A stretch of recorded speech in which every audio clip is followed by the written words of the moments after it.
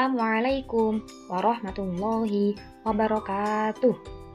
Perkenalkan, kami Wilda Salma Salsabila dan Nur Sofiah dari Prodi Pendidikan Agama Islam dan Ilmu Keguruan Institut Agama Islam Tarbiyatut Thalabah akan menjelaskan mengenai materi analisis kompetensi dasar KMA nomor 183 tahun 2019 serta isu atau problem pembelajaran fikih MTS atau MA guna untuk menyelesaikan tugas ujian tengah semester mata kuliah pembelajaran fikih MTS MA semester 6. Sebelum kita masuk ke pembahasan, hendaknya kita mengetahui apa sih yang dimaksud dengan KMA itu, apa sih yang dimaksud dengan KI itu, dan apa yang dimaksud dengan KD. Yang pertama, kita masuk mengenai KMA nomor 183 tahun 2019. KMA ini merupakan keputusan Menteri Agama tentang kurikulum pendidikan agama Islam dan bahasa Arab pada madrasah yang menggantikan KMA nomor 165 tahun 2014 tentang pedoman kurikulum madrasah 2013 mata pelajaran pendidikan agama Islam dan bahasa Arab. Jadi, KMA nomor 183 ini merupakan pembaharuan dari KMA nomor 165 yang membahas mengenai pedoman kurikulum madrasah 2013 mata pelajaran pendidikan agama Islam dan bahasa Arab. KMA nomor 183 ini berlaku sejak tanggal 7 Mei 2019 setelah ditandatangani oleh Menteri Agama RI. Adapun KMA ini mulai penerapannya yaitu mulai tahun pelajaran 2020-2021. Kemudian yang kedua yaitu kompetensi inti atau yang biasa disebut dengan KI. Kompetensi inti adalah kegiatan kemampuan untuk mencapai standar kompetensi kelulusan yang harus dimiliki seorang siswa pada setiap tingkatan kelas atau program.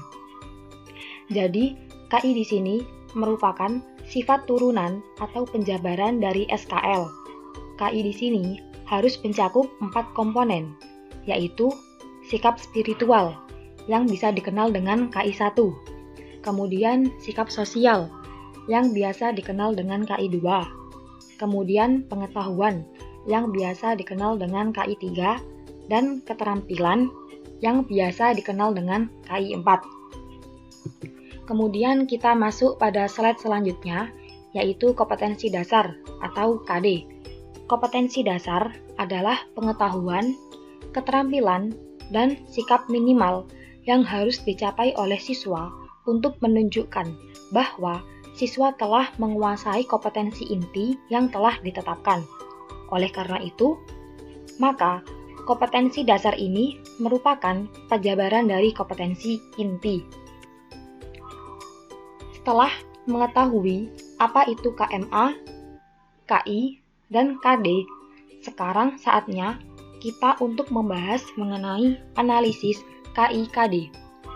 Analisis KI-KD sendiri itu adalah kegiatan menguraikan keterkaitan KI-KD atas berbagai bagiannya, menelaah bagian itu sendiri, serta menghubungkan antar bagian untuk memperoleh berbagai informasi pedagogis yang berguna untuk membuat perencanaan pembelajaran yang benar. Langsung saja kita masuk ke dalam contohnya. Di sini ada contoh mengenai analisis KI-KD KMA 183 tahun 2019. Di sini saya mengambil mata pelajaran fikih kelas 7 dengan materi ajar bersuci dari hadas dan najis. Terdapat 6 kolom, yakni domain, kompetensi inti, kompetensi dasar, lingkup materi, aktivitas kegiatan belajar peserta didik untuk mencapai kompetensi, dan teknik atau bentuk instrumen penilaian. Langsung saja kita masuk pada kolom yang pertama, yaitu domain. Domain di sini ada 4, yaitu spiritual, sosial, pengetahuan, dan keterampilan. Di sini saya mengambil domain yang pengetahuan. Domain pengetahuan sendiri itu identik dengan KI 3, yaitu pengetahuan.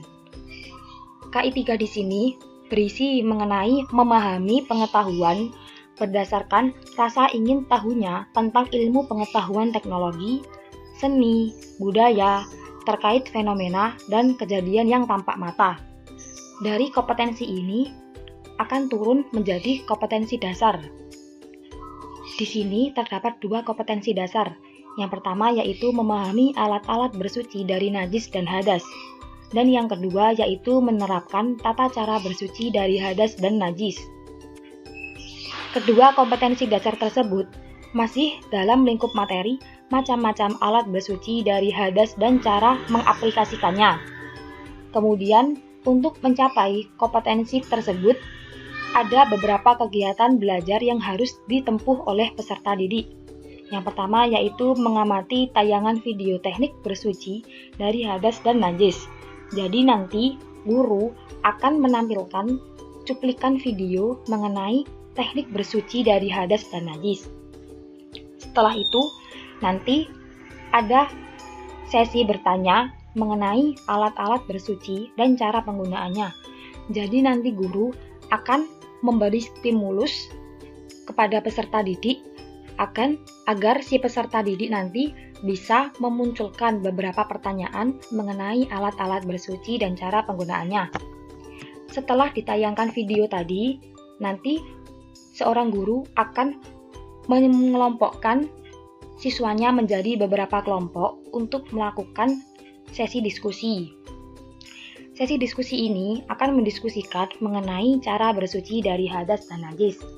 Dan pastinya nanti setelah sesi diskusi selesai, akan ada sesi presentasi. Nanti dari perwakilan kelompok akan disuruh maju untuk mempresentasikan hasil dari diskusinya tadi. Kemudian kegiatan belajar yang terakhir yaitu menjawab pertanyaan dan mengerjakan soal mengenai materi. Biasanya ini dilakukan di akhir sesi pembelajaran. Kemudian yang terakhir yaitu teknik dan bentuk instrumen penilaian. Di sini guru akan menggunakan dua instrumen penilaian yaitu tes dan non-tes. Tes di sini berupa tes tulis yaitu mengisi lembar kerja siswa yang biasa dikenal dengan LKS. Kemudian non-tesnya berupa tanya jawab dan praktek.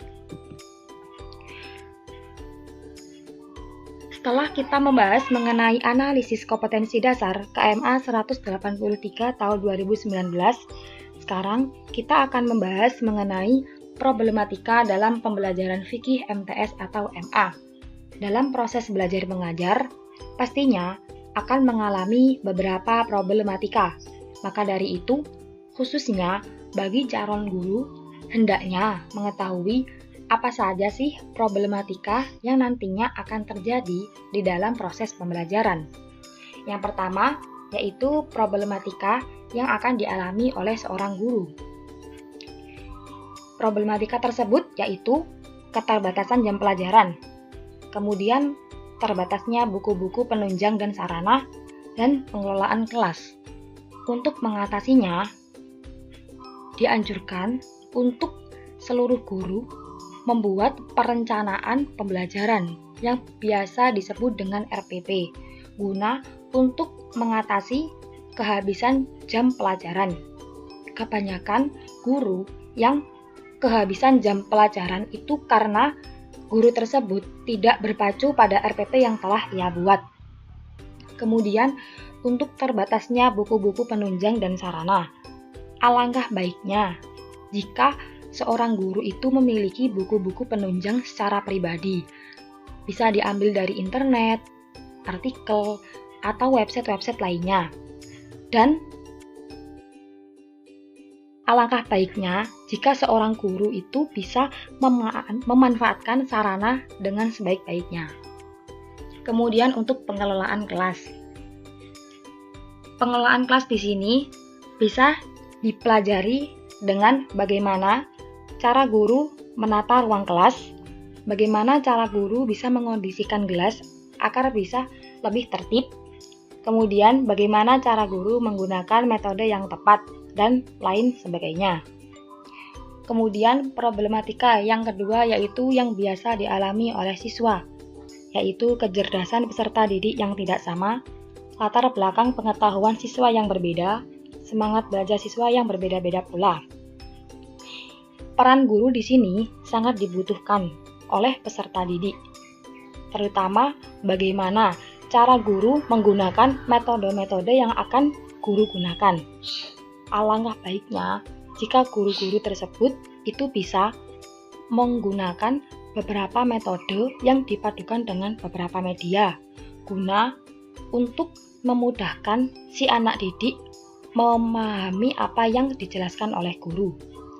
Kemudian mengenai semangat belajar siswa yang berbeda-beda.